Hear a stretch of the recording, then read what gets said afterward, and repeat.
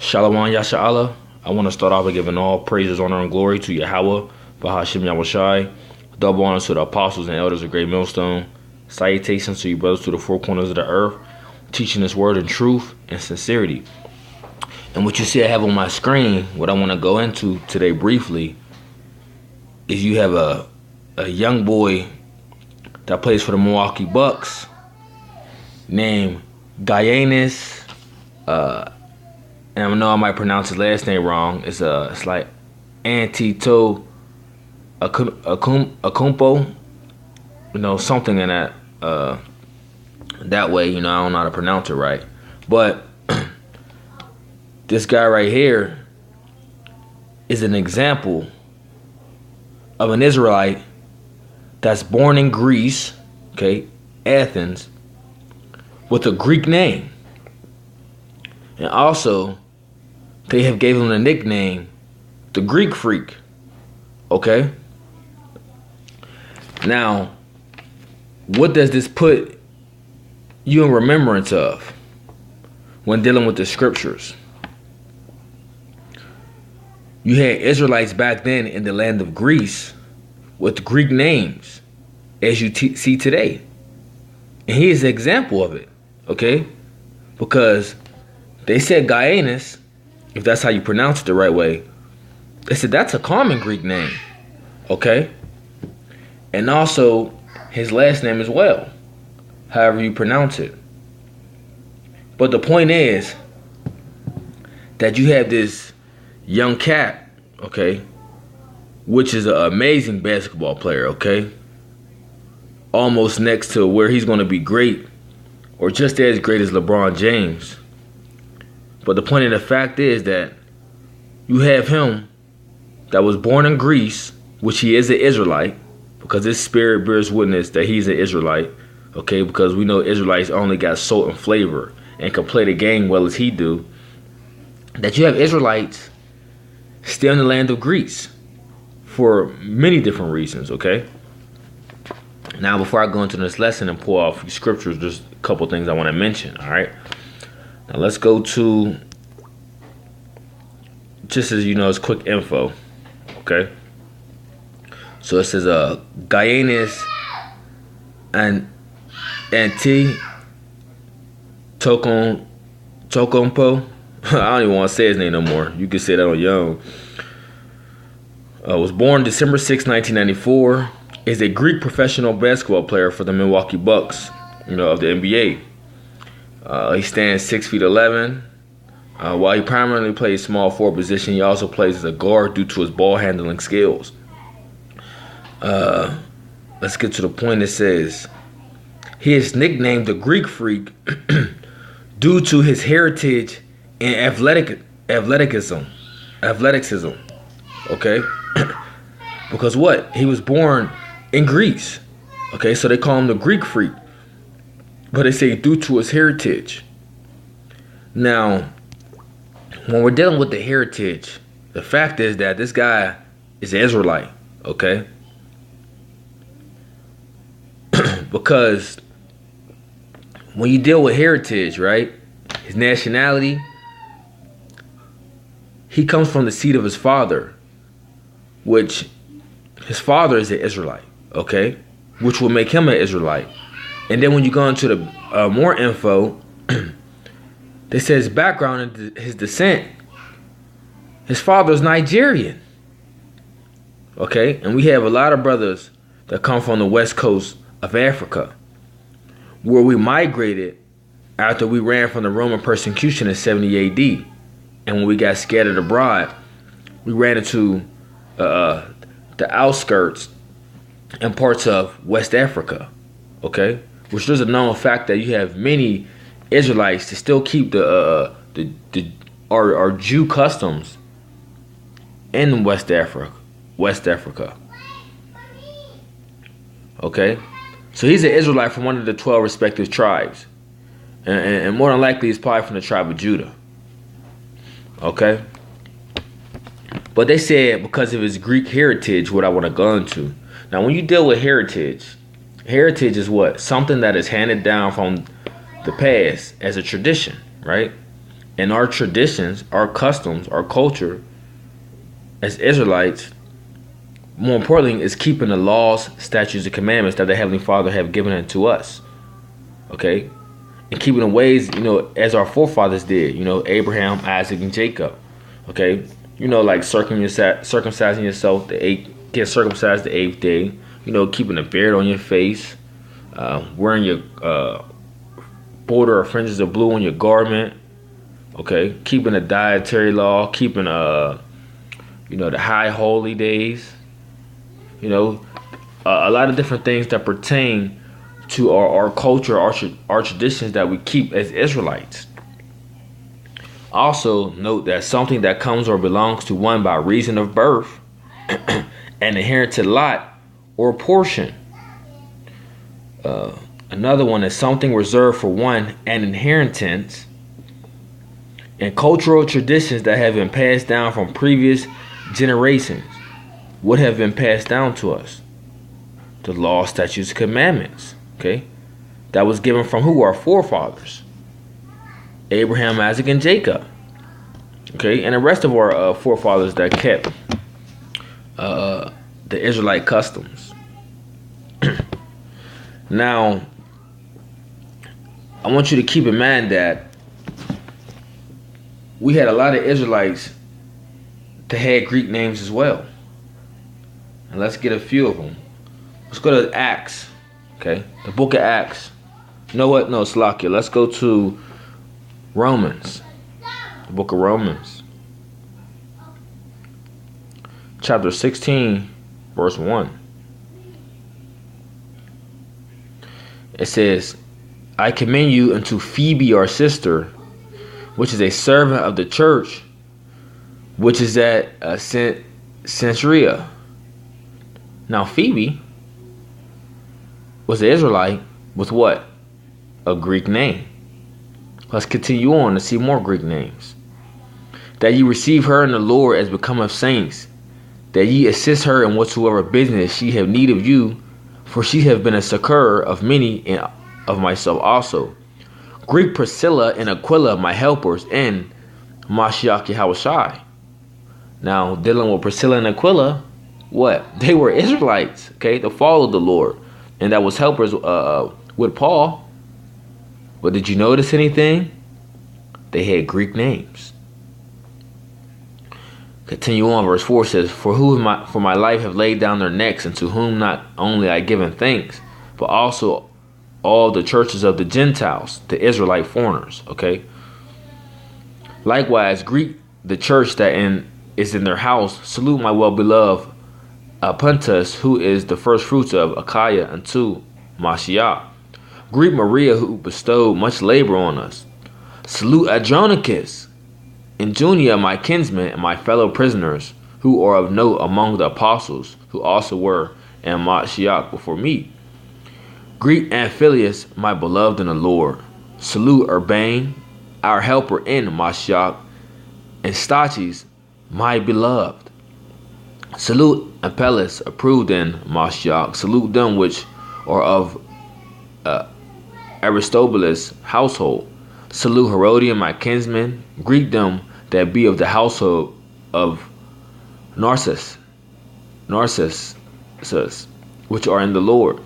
Salute Tryphenia and Tryphosa, who labor in the Lord. Salute the beloved Persis, which labor much in the Lord. Salute Rufus, chosen in the Lord, and his mother and mine. And salute Asyncritus, and Philogen, Hermas, Petrobus, Hermes, and the brethren which are with them. Salute Philologus and Julia, Nereus and his sister, and Olympus, and all the saints which are with them. So what's the point, as you can see, that I brought out in that chapter? The point that I'm trying to make is you have many Israelites that took on the Greek names. Okay? You had many Israelites that took on the Greek culture. Okay? The Greek way of life. Okay? Because what you have to keep in mind that is many Israelites were not only scattered abroad amongst the other nations into the lands, but also were under Greek captivity. You know, and if you want to deal with that, go into the first Maccabees, the first chapter. Okay, dealing with Antiochus. Because we were under a Greek captivity where we were forced to live by their ordinances, right? And you had some we were forced to live by their ordinances and to forsake our own. But on top of that, you had wicked Israelites selling out to make a covenant with the heathen at the same time. You know what? I could get that real fast. We can go to First Maccabees, the first chapter. Okay, dealing with that issue. Now, we'll start out 1. It says, and it happened after Alexander, son of Philip, the Macedonian, who came out of the land of Chittim, and had smitten Darius, king of the Persians and Medes, that he reigned in his stead the first over Greece. And this is talking about Alexander the Great. Okay.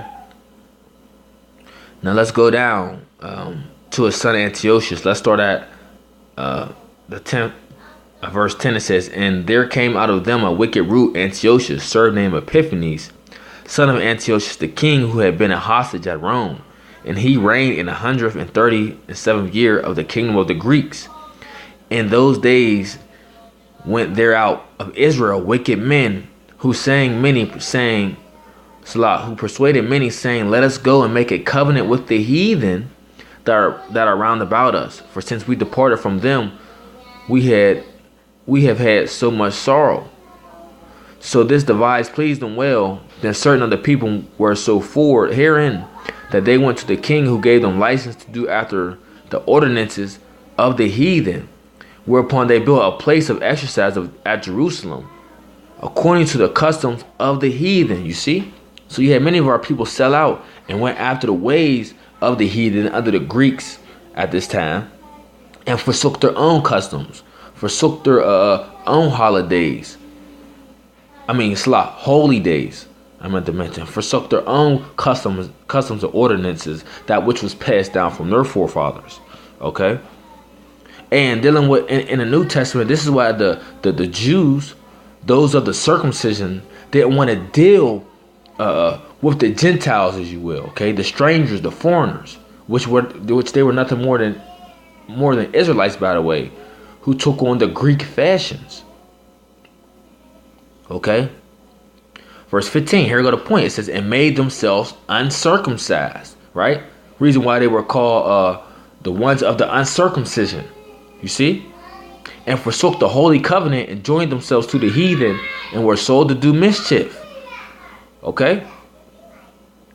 And that's why the Jews, the ones of the circumcision, was having basically a contention with Peter and with Paul. Because they were like, why are you bringing these heathens into the temple? You know, the ones that are not keeping the customs of our forefathers, the customs, the ways that Yahweh Shai gave unto us. You know, the law, statutes, and commandments. Okay? You see? So at this time, that's why I said wicked Israelites sold out. What? To take the ways and to do the ways after the heathen. You know? But then you had a point where what? We were forced, okay, to do their ordinances, or people were what? They were put to death. Okay, I want to see if I can get that real fast. You know.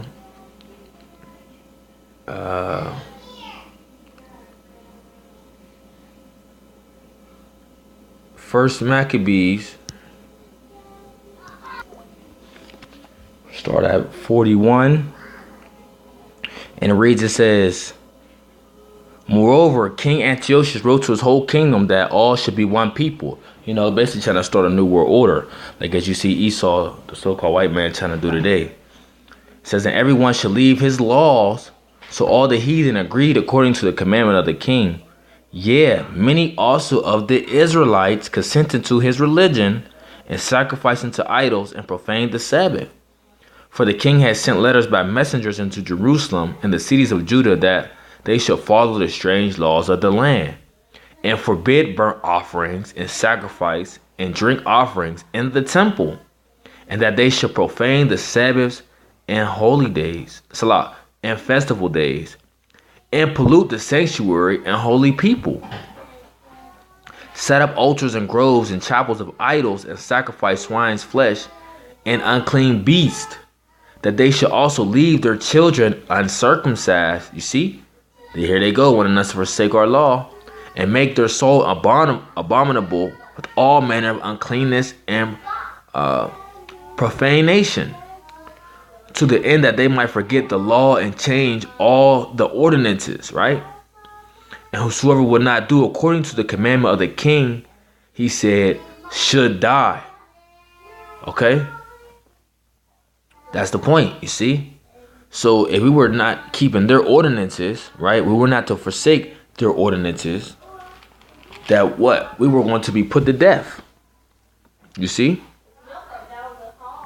It says, in the self same manner wrote he to his whole kingdom and appointed overseers over all the people, commanding the cities of Judah to sacrifice city by city.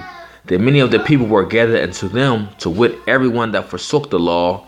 So they committed evils in the land, and drove the Israelites into secret places wheresoever they could fly for succor. You see? So that's the point. Okay? If we didn't keep their ordinances, their way of life, they were killing us. So we had to flee from the Greeks. Okay? We tried to flee to safety. But going back onto the point, that's how many of our people lost their way, their way of life, our heritage, our nationality, okay? Or how our people stopped worshiping our power, which is Yahweh Ba'Shem Yahushai. Okay? Now I want to also mention, before I really, get off topic, that's just a brief history of how a lot of Israelites, okay, became Greeks, Grecians, Gentiles, okay? Greek-speaking Jews, okay? So, for instance, I never heard this guy speak, but if he spoke Greek, he would be nothing more but a Greek-speaking Jew, okay? An Israelite, an Israelite foreigner, if you will, okay? Why? Because he would just only be a stranger to the Commonwealth of Israel. That's it. What would he be a stranger to? He would be a stranger to the law, statutes, and commandments, the customs that our forefathers used to do. Okay? He would be a stranger of keeping the high holy days. He would be a stranger, to the scriptures, okay, as a whole. All right? Okay? So now, when we deal with the scriptures, right? This also puts you in mind of who else that was Greek, that was called Greeks in the scriptures, okay? Two people come to mind. But for his nationality, it was Israelites. Now let's deal with who? First, let's deal with Titus. Titus was called a Greek. Okay? Well, he was what? An Israelite. Galatians 2 verse 3. It says, I'll start at 1. It says, then 14 years after I went up again to Jerusalem with Barnabas, and took Titus with me also. And I went up by the revelation and communicated unto them that gospel which I preached among the Gentiles, Israelites, but privately to them which were of reputation, lest by any means I should run or had run in vain. But neither Titus, who was with me, being a Greek, was compelled to be circumcised. You see? Let's read that again.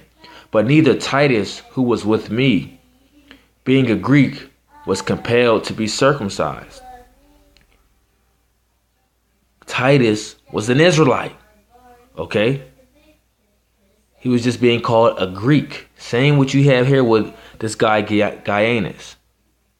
Right? And that because of false brethren unawares brought in, who came in privately to spy out our liberty, which we have in Mashiach Yahushua, that they might bring us into bondage. Because the Jews of the circumcision, they wanted you to keep the law. Okay, they were big on keeping the law. So they was like, in order for these Gentiles, Greeks, Israelites to come back in, they need to be circumcised. Okay, they were big on that. You need to be circumcised, you know. But what was Paul doing? What was Paul doing? Paul was bringing in the Gentiles, you know, not through their works necessarily, but by faith. Okay, he was bringing them in by faith. But the ones of the Jews of the circumcision was trying to put hard bondage on the Gentiles coming in. They like, man, look, you need to keep this. You need to keep the circumcision of the. You need to get circumcised. You need to keep the high holy day. You need to keep this. You need to keep that, which was, you know, lawful, you know. But Paul was trying to bring them in through the faith, through the hearing of the word. Okay.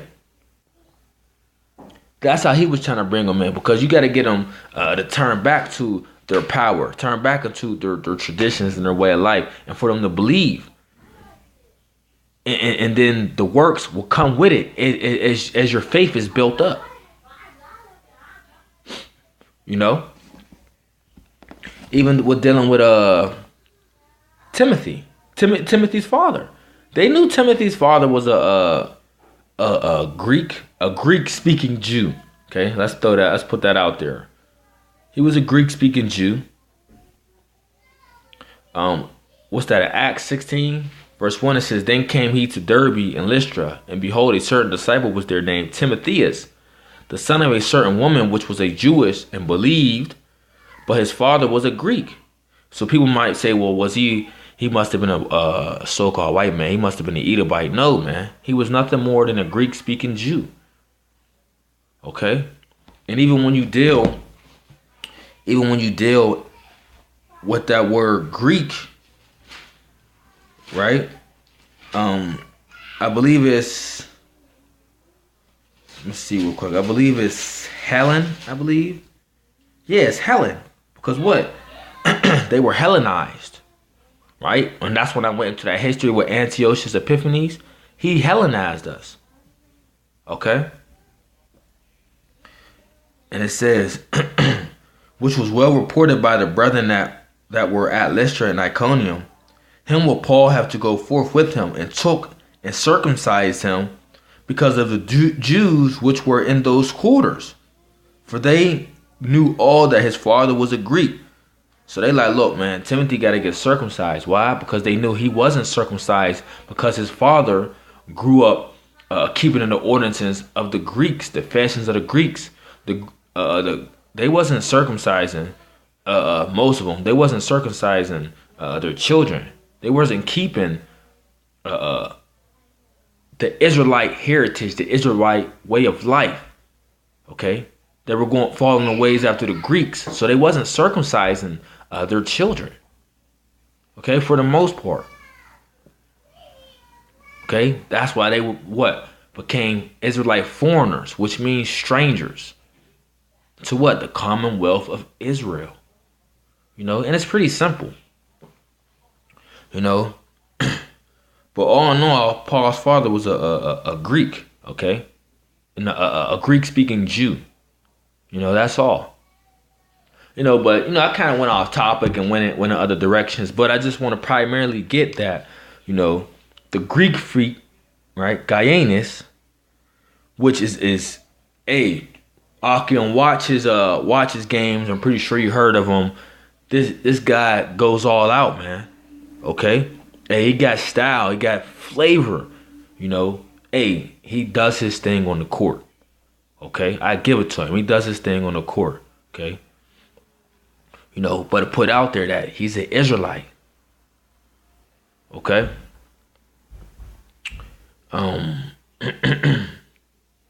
So, you know, all was being done. Even his father, though, come from Nigeria, you know, he had to be raised up in a Greek way of life. Okay? You know, that's why they call him the Greek freak. You know, they try to say the Greek is his heritage and his culture, which his culture is Israelites. Okay? His culture is you know, for the most part, is keeping the ways of the scriptures, okay, following the ways of his forefathers, following the ways of how Yahweh Shem Yahushai set it up for him. You see? Now he's called what? They say Greek is his heritage because what? The culture of that particular society that he's in, you know? Such as what? Their traditions, you know? But like I said, you had even many Israelites that took on what? That Greek language, right? But they were still what? Jews. They were just Greek-speaking Jews. You see? Hey, so you know what? He was born in Greece, brought up by the Greek customs and fashions, you know, which he more than likely may think he's a Greek, by the way, even though he's from Nigerian descent. You know, he might still think that the Greek is his heritage. But no, he's an Israelite, okay, from one of the 12 respective tribes, just with a Greek name. And I showed you in Romans, the 16th chapter, you know, many Israelites, okay, as you've seen in there, Priscilla, Aquila, Phoebe, Hermes, you know, you got even Apollo, Luke, Peter, Timothy. Hey, them are all Greek names. But by blood, by nationality, they are Israelites, okay? Even though that they have Greek names and they were brought up in the Greek customs and fashions. Hey, just take a look at Israelites scattered throughout the world. Let's say for us here in America. We got English names, okay? You know? But are we from English descent, or, you know, however they want to put it, you know, because them are all Edomites. Are we of that culture, of their way of life? No. Okay, we just have their name, but by blood we are Israelites. The same what you see is this kid here. Okay. Hey, so that's gonna do it for the lesson. You know, hope it was edified as I went into history, how we were Hellenized. Okay, how we became Greeks. You know, Greek-speaking Jews, how we forsook our ordinances and started to follow after theirs. You know, some by selling out, and some by having to being forced and even put to death for not even keeping their way of life. You know, it got to the point where it got so Antiochus got so cruel that many was just had to take it. You know, but this is just an example of how you have many Israelites today that still take on the Greek name, okay? The Greek heritage. So he's nothing more than an Israelite foreigner, a stranger, you know, to Israel, but more, all in all, he's an Israelite, you know, and I'm not going to keep harping on the fact, you know, you pretty much get the message. Hope this lesson was edifying, you know, which this is why we do these lessons. And, you know, hope it inspires someone even of in that Greek world, you know, that may watch this video, and hopefully the Spirit bear witness with their spirit, the holy truth, the truth, you know, the holy scriptures, that they may come back into their heritage and just learn that, you know, they may be an Israelite in Greece. You know, hey, that's why look, Paul wrote to who? The Israelites in Corinth. Where's Corinth? Greece. You see? Because we got many Israelites that scattered throughout the whole world. You know, so when Paul was writing these letters to Rome, he's writing to the Israelites in Rome, calling themselves Romans. The Israelites in Corinth, Greece, calling themselves Corinthians. Ephesus, Galatia, and many more. Okay? That'll do it. Hope it was edifying. Shalom.